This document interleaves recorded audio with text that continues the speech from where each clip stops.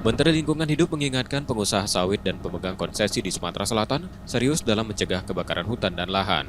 Jika lalai menjalankan kewajiban, sanksi administratif hingga pidana siap diterapkan. Peringatan ini disampaikan dalam konsolidasi kesiapsiagaan pengendalian karhutla di Palembang pada Sabtu 24 Mei 2025.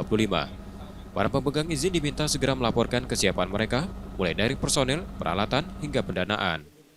Kementerian Lingkungan Hidup telah mengirimkan surat resmi pada pemegang izin di wilayah Sumatera bagian selatan, termasuk Sumsel, untuk menyampaikan laporan kesiapan.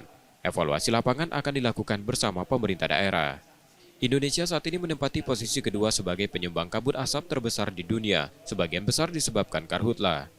Masalah ini berdampak pada emisi gas rumah kaca dan komitmen nasional dalam penurunan emisi global. Di Sumatera bagian selatan, luas area konsesi mencapai sekitar 5 juta hektar atau 25% dari total wilayah. Besarnya cakupan ini membuat tanggung jawab perusahaan semakin besar, tak hanya dalam aspek bisnis tapi juga perlindungan lingkungan dan kesehatan masyarakat. Paksaan pemerintah. Jadi yang diberi kewenangan itu saya, Pak Gubernur dan Pak Bupati secara terbatas untuk memberikan paksaan pemerintah. Sejauh ini ada berapa perusahaan, Pak?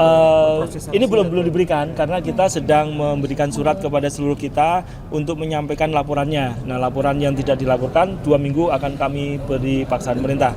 Berdasarkan laporan tersebut, kami mohon izin akan memohon bantu Pak Gubernur untuk melakukan evaluasi.